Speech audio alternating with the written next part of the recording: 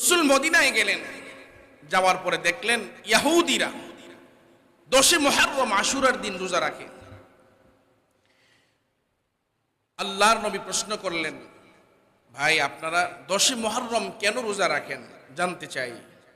ইহুদিরা ইনারা বললেন যে এই 10 মুহররম আশুরার দিনে হযরতে মূসা আলাইহিস সালাতু ওয়াস সালাম বনি ইসরাইলের সৈন্যবাহিনীরা সমুদ্রের মাঝখান দিয়ে তাদের জন্য রাস্তা তৈরি হয়েছিল, আর তারা সুস্থভাবে তারা নদীর তীরে পৌঁছে গিয়েছিলেন। আর এই একই দিনে ফিরাউন তার দলবল সহ এই রাস্তা পেরোতে গিয়ে তারা মধ্যখানে নিমজ্জিত হয়েছিলেন, ধ্বংস হয়েছিলেন। এজন্য মূসা আলাইহিস সালাতু ওয়াস সালাম আল্লাহর দরবারে শুকর আদায়ার্থে এই দিনে রোজা রাখতেন। তো আপনারা কেন রাখেন? আমরা মূসা আলাইহিস সালাতু ওয়াস সালামের অনুসারী হিসাবে আমরাও রোজা রাখি। রাসূল বলেন, নাহনু আহাক্কু বিমূসা মিনকুম ফাসামাহু আমারা বিসিয়ামি। নাহনু আহাক্কু বিমূসা মিনকুম ফাসামাহু আমারা বিসিয়ামি। ও ইহুদি ভাইয়েরা, তোমরা ইহুদি ভাইয়েরা পয়গম্বর মূসা আলাইহিস সালাতু ওয়াস সালামের যত কাছের, তার থেকে অধিক যোগ্য এবং অধিক কাছের অধিক কাছের উত্তরাধিকারী হলাম আমরা। এজন্য নবীজি মুহাম্মদুর রাসূলুল্লাহ সাল্লাল্লাহু আলাইহি ওয়াসাল্লাম ওই দিন থেকে আশুরা 10 মুহররম নিজেও রোজা রাখলেন এবং সাহাবায়ে কেরাম আজমাইনগণকেও রোজা রাখার জন্য বললেন। শুধু সাহাবায়ে কেরামকে রোজা রাখার জন্য বললেন, এর এখানেই কেন্ত নয়, সাহাবায়ে কেরামদের উদ্দেশ্যে আর একটা বক্তব্য দিলেন। قال رسول الله صلى الله عليه وسلم صوموا عاشوراء وخالفوا فيه اليهود وصوموا قبله يوما وبعده يوما। আল্লাহর নবী পয়গম্বর রাহমাতুল লিল আলামিন বলেন, ও সাহাবায়ে কেরাম, মূসা আলাইহিস সালাতু ওয়াস সালামের অনুসারী হিসাবে ইহুদিরা একটা রোজা রাখে, কিন্তু আমরা তো পয়গম্বর মূসা আলাইহিস সালাতু ওয়াস সালামের উত্তরাধিকারী হিসাবে আমরা আরো অনেক কাছের। এজন্য মূসা পয়গম্বর রোজা রাখছেন, আমরাও রোজা রাখবো। যেহেতু ইহুদিরা রোজা রাখে তার অনুসারী হিসাবে, আমরা যেহেতু তার কাছের মানুষ, উনি যেহেতু আমাদের দলের মানুষ, এজন্য আমরাও 10 মুহররম রোজা রাখবো। তবে ইহুদি ভাইয়েরা তার অনুসারী হিসাব দাবি করে একটা 10 মুহররম রোজা রাখে। আমরা যেহেতু ইহুদিদের মতো নয়, আমরা এজন্য তাদের বিরুদ্ধাচরণ করে সুমু আশুরা ওয়া খালিফু ফিহি ইয়াহুদা ওয়া সুমু ক্বাবলাহু ইয়াওমা ওয়া বা'দাহু ইয়াওমা। তারা রোজা রাখে একটা, আমরা তাদের বিরুদ্ধাচরণ করে আমরা রোজা রাখবো 2টা। তাদের সাথে পার্থক্য, তারা একটা রোজা রাখে, আমরাও যদি একটা রোজা রাখি, তাদের সাথে আমাদের সাথে কোনো পার্থক্য দেখা যায় না। তাদের সাথে পার্থক্য বোঝানোর জন্য তারা একটা রোজা রাখে, আমরা পার্থক্য বোঝানোর জন্য 2টা রোজা রাখবো। 10 মুহররম রোজা রাখবো, 11 মুহররম রোজা রাখবো, অথবা 9 মুহররম রোজা রাখবো, 10 মুহররম রোজা রাখবো। আমরা পার্থক্য বুঝাইতে গিয়া মূসা আলাইহিস সালাতু ওয়াস সালামের কাছের অনুযায়ী হিসাবে আল্লাহর জন্য আমরা রোজা রাখবো কয়টা? 2টা রোজা রাখবো। এজন্য রাসূল বলেন, আমি আশা রাখি আল্লাহর দরবারে আশুরার রোজার পরিবর্তে আল্লাহ পাক রব্বুল আলামিন পূর্বের এবং পরের 1 বছরের গুনাহ আল্লাহ মাফ করে দিবেন। এই হিজরতের সময়টা খুব কষ্টের একটা সময় ছিলেন। সব থেকে বড় কষ্ট যেটা, রাসূলকে তো তার ঘরের চতুর্পাশে আটকায়া দিলেন, সমস্ত কাফের দুশমনগুলি দাঁড়িয়ে আছেন, রাসূলকে আক্রমণ করবে।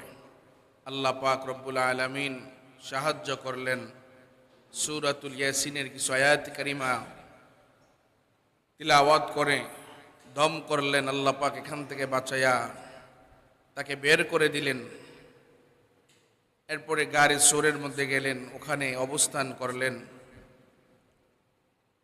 সব থেকে বড় কষ্টের যে বিষয়টা, এটা হচ্ছে রাসূল যখন মক্কা থেকে মদিনায় যাচ্ছেন, তখন মাঝে মধ্যে হাদিস শরীফে আসছে রাসূল মাঝে মধ্যে একটু পর পর মক্কার শহরের দিকে, মক্কার দিকে একটু তাকাইতেন, একটু পরপর তাকাইতেন।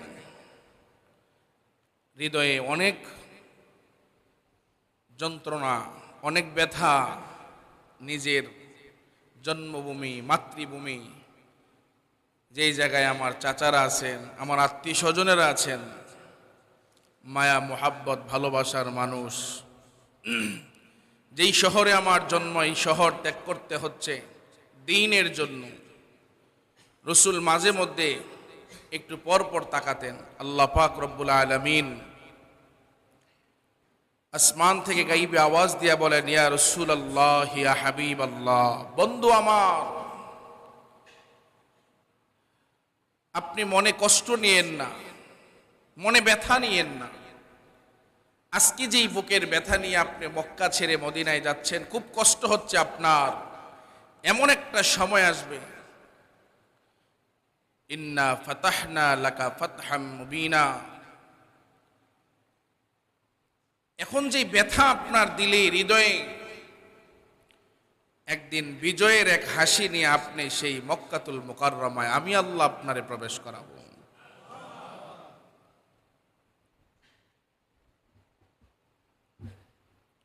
মক্কায় মানুষ না চিনার কারণে মানুষ কত ধরনের মিথ্যা তহমত, কত ধরনের যন্ত্রণা, শুধুমাত্র নিজেদের বাপদাদার করা, মতন করা ধর্মকে লালন পালন করবে। আল্লাহ প্রদত্ত রসুলের মাধ্যমে যে দ্বীন আল্লাহ পৃথিবীতে প্রেরণ করেছেন, এক আল্লাহর গোলামি করা তাদের সহ্য হয় না।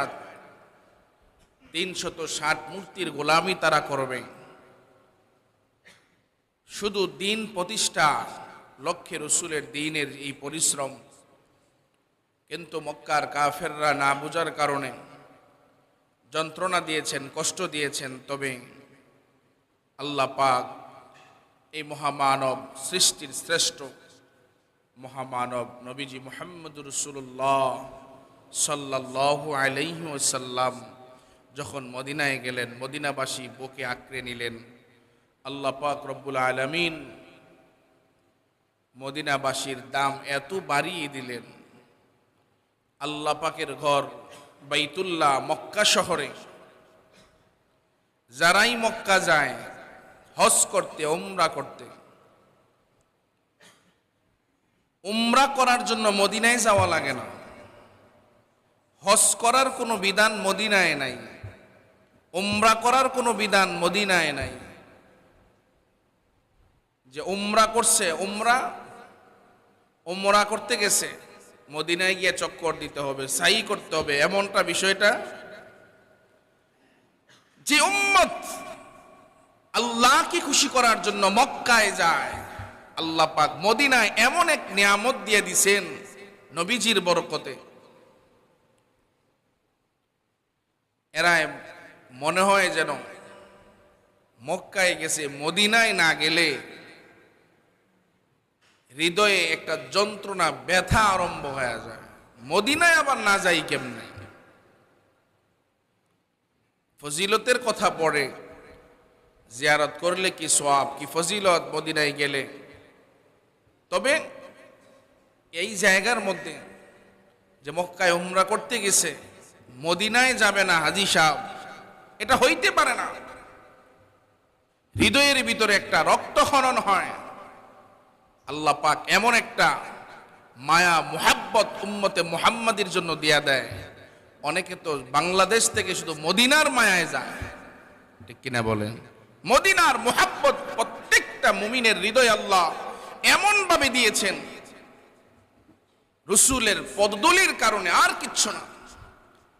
অথচ মদিনায় কিচ্ছু না, শুধু রাসূল করিম সাল্লাল্লাহু আলাইহি সাল্লামের বরকতে আল্লাহ পাক মদিনাকে এত দামি বানিয়ে দিয়েছেন। শুধু তাই না, বাবু সালাম দিয়ে যখন উম্মতে ঢুকে, উম্মত যখন বাবু সালাম দিয়ে ঢুকে, মনে হয় যেন জান্নাতের ভিতরে ঢুকছে, এত শান্তি। আর রিয়াজুল জান্নায় ঢুকলে তো মনে হয় জান্নাত থেকেই মাত্র বান্দা বেরিয়েছে। আল্লাহু আকবার বলেন। এজন্য হিজরত কে প্রত্যেকটা পৃথিবীর মাঝে অমর করে রাখার জন্য এবং উম্মতে মুহাম্মাদীর হৃদয়ে গেঁথে রাখার জন্য, নবীজির এই হিজরতকে স্মরণীয় রাখার জন্য হিজরি সন গণনার ব্যবস্থা করেছেন। মুহররম মাস থেকে আরম্ভ এবং জিলহজ মাসে এই মাসের গণনা শেষ। আল্লাহ পাক বলেন, ইন্না ইদ্দাতাশ শুহুরি ইনদাল্লাহি 12 শাহরা ফি কিতাবিল্লাহি ইয়াওমা খালাকাস সামাওয়াতি ওয়াল আরদা মিনহা আরবাআতুন হুরুম। আল্লাহ পাক বলেন, পৃথিবীর সূচনা লগ্ন থেকে, শুরু থেকেই আল্লাহ পাকের আসমানের গণনা অনুযায়ী বছরের 12 মাস। বলেন বছরে কয় মাস? এটা কার গণনা? আরো জোরে কোন, কার গণনা? আল্লাহ পাকের গণনা অনুযায়ী বছরে কয় মাস? 12 মাস। তবে মিনহা আরবাআতুন হুরুম, এই বিষয়টা একটু ভালো করে আমরা খেয়াল করি। এই বছরে 12 মাসের মধ্যে আল্লাহ পাক 4টা মাসকে আল্লাহ হারাম করেছেন, নিষিদ্ধ করেছেন। এই 4 মাসে পূর্বে যুদ্ধ করা, বিদ্রোহ করা, ঝগড়া ফাসাদ করা সবকিছু নিষিদ্ধ ছিল। তবে আল্লাহ পাকের এই আইনকে কাফেরগণ লঙ্ঘন করার কারণে পরবর্তী সময়ে যেহেতু এরা এই আইন মানে না, মুসলমানেরা আল্লাহ পাকের হুকুম মানতে গিয়ে 4 মাসে যুদ্ধ বিদ্রোহ কোনো কিছুই করে না, কিন্তু কাফেরগণ এই সুযোগে তাদের উপর বারবার আক্রমণ করে। এজন্য আল্লাহ পাক রব্বুল আলামিন এই হুকুমকে রহিত করে দিয়েছেন। তবে ইমাম জাসসাস রাহমাতুল্লাহি আলাইহি এই আয়াতের মধ্যে বলা হয়, যালিকা দ্বীনুল কাইয়্যিম ফালা তাযলিমু ফীহিন্না আনফুসাকুম। তোমরা এই 4 মাসে নিজেদের উপর জুলুম করো না, নিজেদের উপরে। ফালা তাযলিমু ফীহিন্না আনফুসাকুম, তোমরা এই 4 মাসের মধ্যে তোমরা নিজেদের উপরে তোমরা জুলুম করো না। ইমাম জাসসাস রাহমাতুল্লাহি আলাইহি তিনি তার ব্যাখ্যায় লিখেন, যুদ্ধ বিদ্রোহ করা, ঝগড়া ফাসাদ করা, ফাসাদে লিপ্ত হওয়া, এটা তো রহিত হয়ে গেছে যে যুদ্ধ বিদ্রোহ করা কাফেরদের সাথে, যেহেতু তারা লঙ্ঘন করেছে। তবে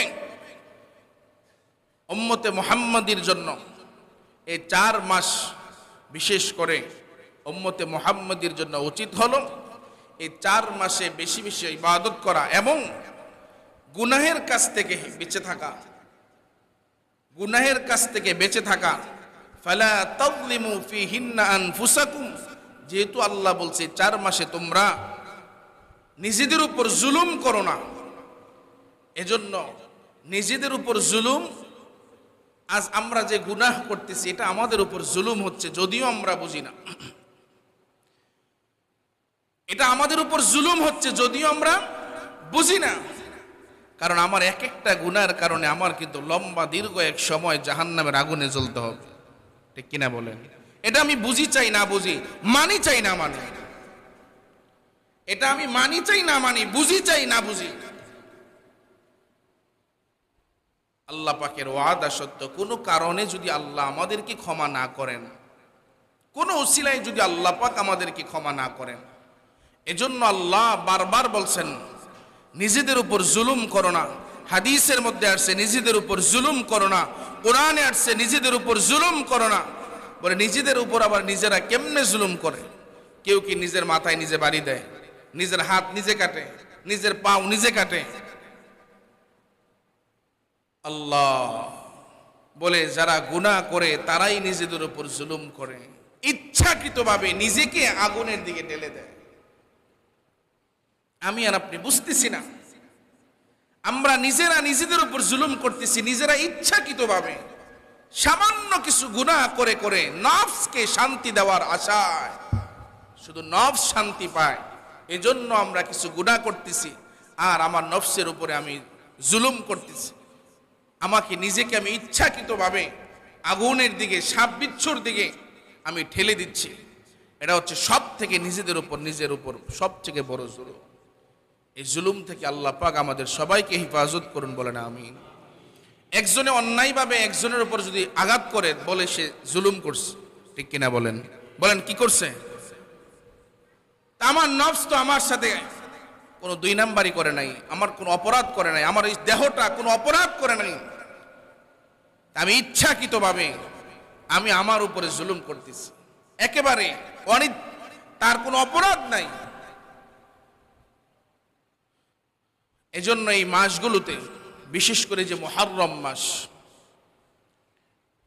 ইমাম জাসসাস রহমতুল্লাহি আলাইহি তিনি আরেকটা কথা বলেন, যে মাসে যদি আল্লাহ পাকের ইবাদত বেশি বেশি করা হয়, অন্যান্য মাসে আল্লাহ পাক তার জন্য ইবাদত বেশি বেশি করার জন্য তার রাস্তাটা সহজ করে দেয়। যদি এই মাসে, তিনি আরো বলেন, যদি এই মাসে কেউ গুনাহ থেকে ইচ্ছাকৃতভাবে খুব চেষ্টা করে, মুজাহাদা করে, গুনাহ থেকে বাঁচার জন্য চেষ্টা করে, গুনাহ থেকে, তাহলে অন্যান্য মাসে গুনাহ থেকে বাঁচার জন্য আল্লাহ পাক তার জন্য সহজ করে দেয়, গুনাহ থেকে বাইচা থাকার জন্য।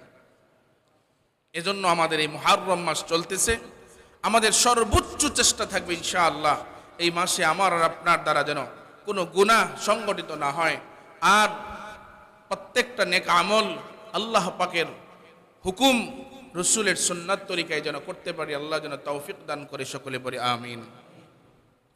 প্রিয় ভাইয়েরা আমার, এই মাসের এক নাম্বার এক আমল আমাদের জন্য করণীয়, এক নাম্বার এক আমল রসুল করিম সাল্লাল্লাহু আলাইহি ওয়াসাল্লাম হাদিসের মধ্যে ইরশাদ করেন, قال رسول الله صلى الله عليه وسلم أفضل الصيام بعد رمضان شهر الله المحرم أو كما قال عليه الصلاة والسلام। রসুল আকরাম ফখরুল আলম সৈয়দুনা জনাবে মুহাম্মদ সাল্লাল্লাহু আলাইহি ওয়াসাল্লাম ইরশাদ করেন, রমজান মাসের রোজার পরে উত্তম এক রোজার নাম, শ্রেষ্ঠ এক রোজার নাম হচ্ছে মুহররমের রোজা। সুবহানাল্লাহ বলবেন না? আরো জোরে কোন সুবহানাল্লাহ। মুহররমের রোজা, রাসূল বলেন শাহরুল্লাহিল মুহররম, মুহররম মাস আল্লাহর মাস। বলেন কার মাস? রাসূল বলছেন। বলেন কে বলছেন? রাসূল বলছেন এটা আল্লাহর মাস।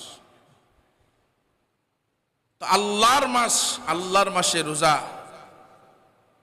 রাখা উত্তম, রাসূল বলতেছেন। তো এজন্য নবীজি আমাদেরকে জানাইছেন, এজন্য আমাদের উচিত মুহররম মাসে আমাদের কিছু রোজা রাখা। আল্লাহ তৌফিক দান করি বলে আমিন। কিছু রোজা রাখার চেষ্টা করি মুহররম মাস, কারণ এটা আল্লাহর মাস। বলেন এটা কার মাস? আল্লাহ। রোজা রাখার জন্য চেষ্টা করবেন ইনশাআল্লাহ। দুই নাম্বার আমল, قال رسول الله صلى الله عليه وسلم صيام يوم عاشوراء إني أحتسب على الله أن يكفر السنة التي قبله والسنة التي بعده أو كما قال عليه الصلاة والسلام। আল্লাহর নবী পয়গম্বর রাহমাতুল লিল আলামিন তিনি বলেন, দুই নাম্বার আমল হচ্ছে বিশেষ করে 10 মুহররম মানে আশুরা, মুহররমের 10ম তারিখে রোজা রাখা। রাসূল বলেন আমি আশা রাখি আল্লাহর উপরে। বলেন কার উপরে? সবাই কোন কার উপরে? আল্লাহর উপরে। রাসূল বলেন আমি আশা রাখি আল্লাহর উপরে, যদি কেউ 10 মুহররম রোজা রাখে, আল্লাহ পাক তার ওই 10 মুহররম থেকে পূর্বের 1 বছরের গুনাহ আল্লাহ মাফ করে দিবেন। এক বর্ণনা আছে ওয়াসানাতাল্লাতী বাদা, যে পরের 1 বছরের গুনাহ আল্লাহ মাফ করে দিবেন। এজন্য বিশেষ করে 10 মুহররমের রোজা ইনশাআল্লাহ কোন ইনশাআল্লাহ কোন না ইনশাআল্লাহ। ইনশাআল্লাহ কি? ইনশাআল্লাহ কি রাখবো? কোন না ইনশাআল্লাহ রাখবো। আল্লাহ তৌফিক দান করে বলে আমিন। মরার পরে আমল ছাড়া কোনো কাজ আছে না? কোনো কাজে আসবে না কোনো কিছু। ফামান ইয়ামাল মিসকালা যাররাতিন খায়রান ইয়ারা ওয়া মান ইয়ামাল মিসকালা যাররাতিন শাররান ইয়ারা। একেবারে যাররা যাররা কেউ যদি গুনাহ নিয়ে যায় সারা হবে না। কেউ যদি একেবারে যাররা যাররা নেক নিয়ে যায় আল্লাহ পাক তার প্রতিদান দিবেনই দিবেন। এই ছোট্ট একটা আমল, এটা দিয়ে কি হইব? না বন্ধু না, এই যাররা আল্লাহ বলে দিছেন সূরাতুল জিলজাল 30 নম্বর পারা আল্লাহ পাক বলেন একেবারে যাররা নেক আমল যদি নিয়ে আসো আমি আল্লাহর কাছে ওই যাররার আমল ও প্রতিদান আমি আল্লাহ দেব। সুবহানাল্লাহ বলবেন না? এই আশুরা রোজা আমাদের উপরে উম্মতে মুহাম্মাদের উপরে রাখার জন্য আদেশ করা হয় কবে থেকে? রাসূল মক্কা থেকে হিজরত করে মদিনায় যাওয়ার পরে। রাসূল বলেন মক্কা থেকে মদিনায় হিজরত করে যাওয়ার আগে না পরে? সবাই এখন আগে না পরে? পরে। রাসূল মদিনায় গেলেন, যাওয়ার পরে দেখলেন ইহুদিরা 10 মুহররম আশুরার দিন রোজা রাখে। আল্লাহর নবী প্রশ্ন করলেন, ভাই আপনারা 10 মুহররম কেন রোজা রাখেন জানতে চাই। ইহুদিরা ইনারা বললেন যে এই 10 মুহররম আশুরার দিনে হযরতে মূসা আলাইহিস সালাতু ওয়াস সালাম বনি ইসরাইলের সৈন্যবাহিনীরা সমুদ্রের মাঝখান দিয়ে তাদের জন্য রাস্তা তৈরি হয়েছিল আর তারা সুস্থভাবে তারা নদীর তীরে পৌঁছে গিয়েছিলেন। আর এই একই দিনে ফিরাউন তার দলবল সহ এই রাস্তা পেরোতে গিয়ে তারা মধ্যখানে নিমজ্জিত হয়েছিলেন, ধ্বংস হয়েছিলেন। এজন্য মূসা আলাইহিস সালাতু ওয়াস সালাম আল্লাহর দরবারে শুকর আদায়ার্থে এই দিনে রোজা রাখতেন। তো আপনারা কেন রাখেন? আমরা মূসা আলাইহিস সালাতু ওয়াস সালামের অনুসারী হিসাবে আমরাও রোজা রাখি। রাসূল বলেন নাহনু আহাক্কু বিমূসা মিনকুম ফাসামাহু আমারা বিসিয়ামি। নাহনু আহাক্কু বিমূসা মিনকুম ফাসামাহু আমারা বিসিয়ামি। ওয়া ইহুদি ভাইয়ারা, তোমরা ইহুদি ভাইয়ারা পয়গম্বর মূসা আলাইহিস সালাতু ওয়াস সালামের যত কাছের তার থেকে অধিক যোগ্য এবং অধিক কাছের অধিক কাছের উত্তরাধিকারী হলাম আমরা। এজন্য নবীজি মুহাম্মদুর রাসূলুল্লাহ সাল্লাল্লাহু আলাইহি ওয়াসাল্লাম ওই দিন থেকে আশুরা 10 মুহররম নিজেও রোজা রাখলেন এবং সাহাবায়ে কেরাম আজমাইনগণকেও রোজা রাখার জন্য বললেন। শুধু সাহাবায়ে কেরামকে রোজা রাখার জন্য বললেন এর এখানেই ক্ষান্ত নয়, সাহাবায়ে কেরামদের উদ্দেশ্যে আর একটা বক্তব্য দিলেন। ক্বালা রাসূলুল্লাহি সাল্লাল্লাহু আলাইহি ওয়াসাল্লাম সুমু আশুরা ওয়া খালিফু ফীহি আল-ইয়াহুদা ওয়া সুমু ক্বাবলাহু ইয়াওমা ওয়া বা'দাহু ইয়াওমা।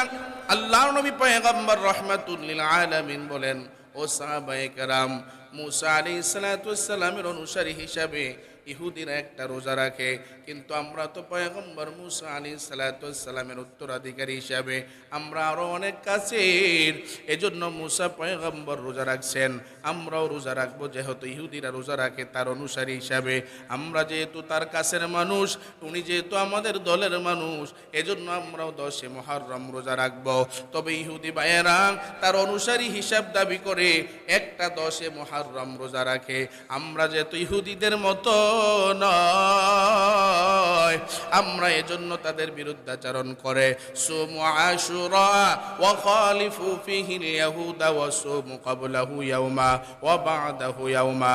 তারা রোজা রাখে একটা, আমরা তাদের বিরুদ্ধাচরণ করে আমরা রোজা রাখবো 2টা। তাদের সাথে পার্থক্য, তারা একটা রোজা রাখে, আমরাও যদি একটা রোজা রাখি তাদের সাথে আমাদের সাথে কোনো পার্থক্য দেখা যায় না। তাদের সাথে পার্থক্য বোঝানোর জন্য তারা একটা রোজা রাখেন, আমরা পার্থক্য বোঝানোর জন্য 2টা রোজা রাখবো। 10 মুহররম রোজা রাখবো, 11 মুহররম রোজা রাখবো, অথবা 9 মুহররম রোজা রাখবো, 10 মুহররম রোজা রাখবো। আমরা পার্থক্য বুঝাইতে গিয়া মূসা আলাইহিস সালাতু ওয়াস সালামের কাছের অনুযায়ী হিসাবে আল্লাহর জন্য আমরা রোজা রাখবো কয়টা? 2টা রোজা রাখবো। এজন্য রাসূল বলেন, আমি আশা রাখি আল্লাহর দরবারে আশুরার রোজার পরিবর্তে আল্লাহ পাক রব্বুল আলামিন পূর্বের এবং পরের 1 বছরের গুনাহ আল্লাহ মাফ করে দিবেন।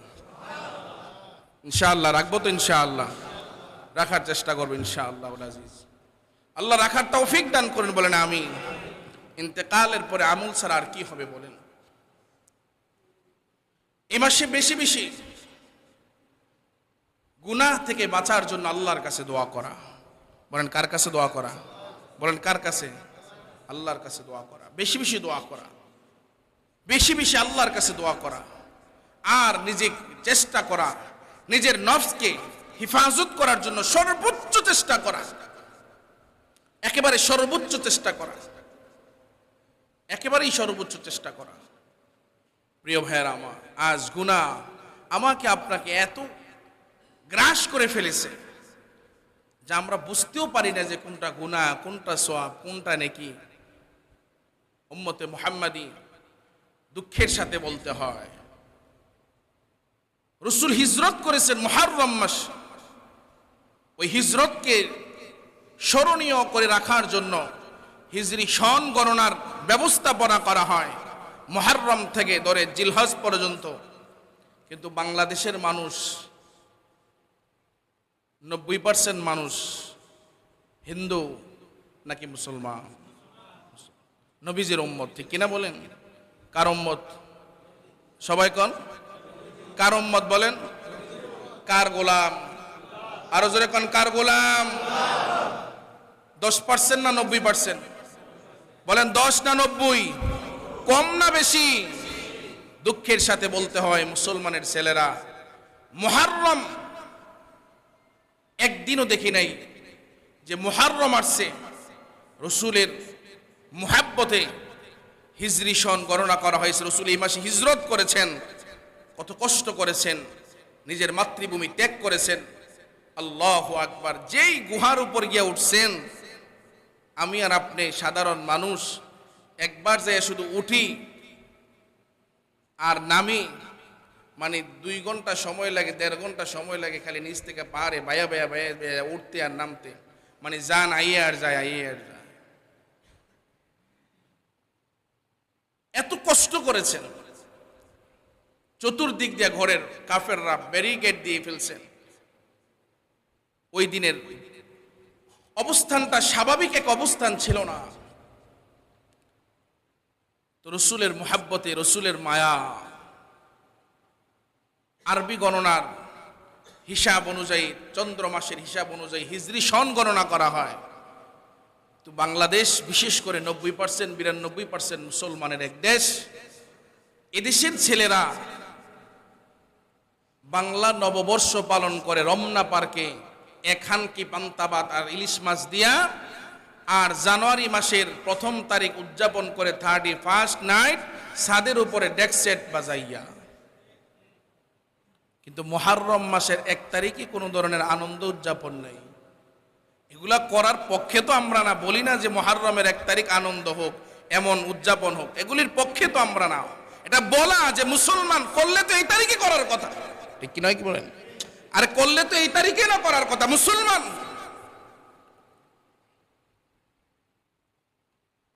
আজ আমরা ভুলেই গেছি। আমরা আইপিএল আসলে পরে যে একটা ভূমিকা আমাদের থাকে, তারপরে ফুটবল খেলা আসলে পরে যে একটা ভূমিকা থাকে, কত ঝগড়াঝাটি আর্জেন্টিনা আর ব্রাজিল নিয়ে। অথচ আমরা জানি না যে কাদেরকে সাপোর্ট করি, কি করি। খেলা দেখতেছি তো দেখতেছি, এক দল খেলতেছে আরেক দল হারতেছে, আচ্ছা দেখলাম আর কি। কিন্তু এদের মধ্যে যে এমন একটা, আমরা মুসলমান মানুষ, আল্লাহ পাকের গোলাম, নবীজির উম্মত, কিন্তু আমাদের অবস্থা দেখলে মনে হয় না যে আমরা একটা মুসলমানের দেশের মানুষ এবং আমাদের দিলের ভিতরে রাসূলের কোনো ধরনের মায়া মোহাব্বত আছে, এরকম মনে হয় না। এত চিন্তা তাদেরকে নিয়ে আমরা করি, এত গবেষণা তাদেরকে নিয়ে করি, এত ভাবনা তাদেরকে নিয়ে ভাবি। আজ আমাদের অন্যতম এক কারণ, যদি অন্য এক জুমা ইনশাআল্লাহ এই ব্যাপারে আলোচনা করার চেষ্টা করব। আজ আমাদের বিশেষ করে অন্য দেশের কথা বাদ, বিশেষ করে বাংলাদেশের মানুষের অবস্থাটা হলো নিজেদেরকে নিয়ে চিন্তা করে না, শুধু অন্যদেরকে নিয়ে চিন্তা করার সময় অনেক, নিজেদেরকে নিয়ে চিন্তা করার সময় খুবই কম, অন্যদেরকে নিয়েও চিন্তা করা অনেক সময় পায়, অনেক সময় পায়। আল্লাহ পাক আমাদেরকে হিফাজত করুন, বলেন আমিন।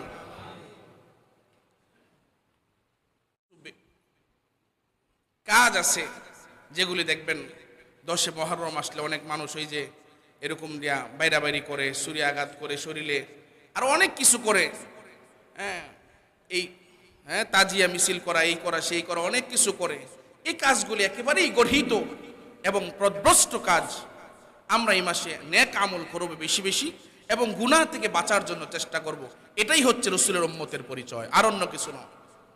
আল্লাহ পাক রব্বুল আলামিন আমাদের সবাইকে এ মাসে বেশি বেশি নেক আমল এবং গুনাহ থেকে বাঁচার জন্য সর্বোচ্চ চেষ্টা আল্লাহ পাক আমাদের করার তৌফিক দান করুন, বলেন আমিন।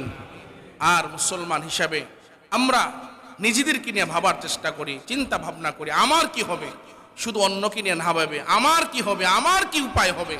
সাহাবায়ে কেরামদের চরিত্রই ছিল এমন, আমার কি হবে, আমার কি হবে। তো এই জন্য প্রিয় ভাইয়েরা, হযরত ওমর যাই আবু যর গাফারের কয়, আমার একটু জাহান্নামের বয়ান শোনাও। সুবহানাল্লাহ কইতেন না? অবস্থাটা বুঝছেন নি? হযরত ওমর কি জানে না? কথা কয় না। হযরত ওমর কি জানে না? আরেকটু কও ভাই, আমার যদি আরেকটু ব্যথা লাগে। জান্নাতের টিকিট হাতে, এরপরও কান্না করে। আল্লাহ আমাদের নিজেদেরকে নিয়ে ভাবার তৌফিক আল্লাহ দান করুন, বলেন আমিন। একটা কথা না বললেই নয় 1 মিনিটে। এটা হচ্ছে আমাদের দেশ, প্রিয় দেশ, স্বাধীন দেশ বাংলাদেশ, এক কথায় মুসলমানের দেশ, ঠিক নয় কি? ঠিক কিনা বলেন? মুসলমানের দেশে 90%, 99% মুসলমান। অনেক সময় হইতে পারে অলসতায় নামাজ পড়ে না, টুপি মাথায় দেয় না, অনেক সময় অলসতায় গালে দাড়ি উঠায় না, তবে প্রত্যেকটা মুসলমানের হৃদয়ে রাসূলের মুহাব্বত, ভালোবাসা অবশ্যই পরিমাণ কম আর বেশি থাকতে পারে, তবে আছে না নাই? আরো জোরে কোন আছে না নাই? বাংলাদেশ একদিন কয়দিন পর পর একের পর এক শুধু মাঝে মধ্যে ইসলাম বিরোধী কিছু কথা, নবী বিরোধী কথা, যেমন ইদানিং এক শোনা গেল আমাদের একজন পুলিশ কর্মকর্তা ভাই নবীজির যে আদর্শ, সর্বশ্রেষ্ঠ আদর্শের অধিকারী নবীজি মুহাম্মদ, কোনো সন্দেহ আছে? এখানে যারা আছি কোনো সন্দেহ আছে? সর্বশ্রেষ্ঠ আদর্শ রাসূলের, এটা আল্লাহ পাক বলেন খুলুকুন আযীম, এর থেকে উত্তম চরিত্র আর কারো নাই। তাইলে বলেন, উনি বলেন যে রাসূল যে একেবারে সর্বশ্রেষ্ঠ চরিত্রের অধিকারী, এটা আমি মানতে পারি না। নাউজুবিল্লাহ বলতেন না? অনেকগুলি কারণের, কেন মানবেন না? অনেকগুলি কারণের একটা কারণ হলো যে উনি 9 বছরের মেয়েকে নিয়ে বাসর করেছেন, এজন্য উনি মানতে রাজি না। যাই হোক, সময় নাই, আল্লাহ পাক তাকে হেদায়েত দান করুন। তবে আমাদের কথা হলো, আমাদের কথাটা মিডিয়ায় যাবে, কথাটা যদি কোনোভাবেই সবাই মতে ওলামায়ে কেরাম চেষ্টা করেন প্রত্যেকটা কথা ওপর মহলে পৌঁছানোর জন্য, আমাদের শুধু আবদার একটা, যারা চেয়ারে আছেন তারাই থাকেন, যারা এমপি আছেন তারাই এমপি থাকেন, যারা চেয়ারম্যান, যারা মন্ত্রী আছেন তারা করেন, অসুবিধা নাই। তবে এটা মুসলমানের দেশ, 90% মুসলমান। নবীর নিয়া, কোরআন নিয়া, আল্লাহ নিয়া, কেউ যদি ইসলাম নিয়া কোনো ধরনের বাজে মন্তব্য করে, আপনারা সব বিচার করেন, কিন্তু এগুলোর কোনো এমন কোনো দৃষ্টান্তমূলক বিচার আমরা দেখতে পাই না। এটা মুসলমানের হৃদয়ে খনন হয়, ঠিক কিনা বলেন? এজন্য আমাদের আবদার থাকবে, সবাই সবার জবান থেকে, সবার প্রত্যেকের জায়গা থেকে প্রতিবাদ। আমরা যেই করি না কেন, নবীর দুশমনের কোনো দলীয় পরিচয় হতে পারে না, ঠিক কিনা বলেন? নবীর দুশমনের কোনো বংশীয় পরিচয় হতে পারে না। সে কোন দলের, সে কোন বংশের, তার ভুইয়া বংশ, চৌধুরী বংশ, খান বংশ, এটা দেখার সময় না। থেকে আওয়ামী লীগ করে না, বিএনপি করে না, জাতীয় পার্টি করে, সে কি করে ওদিকে দেখার সময় নাই। এক কথায় কেউ যদি নবীকে নিয়ে দুশ্মনী করে, ইসলামকে নিয়ে দুশ্মনী করে, কোরআনকে নিয়ে দুশ্মনী করে, তার কোনো পরিচয় মানতে রাজি না। একটাই পরিচয়, সে রাসূলের দুশমন, তার শিরক করা উচিত। কথা বল ঠিক কিনা? তার কোনো পরিচয় মানতে মুসলমান রাজি না। সে যে কেই হোক, তাকে বরখাস্ত করতেই হবে, করতেই হবে ইনশাআল্লাহ। আল্লাহ আমাদের হেফাজত করুন এবং কবুল করুন। নবীর দুশমনদেরকে হেদায়েত নসিব করুন এবং যারা উপর মহলে বিচারক আছেন তাদের বিচারের ব্যবস্থা করার আল্লাহ তৌফিক দান করুন, বলেন আমিন।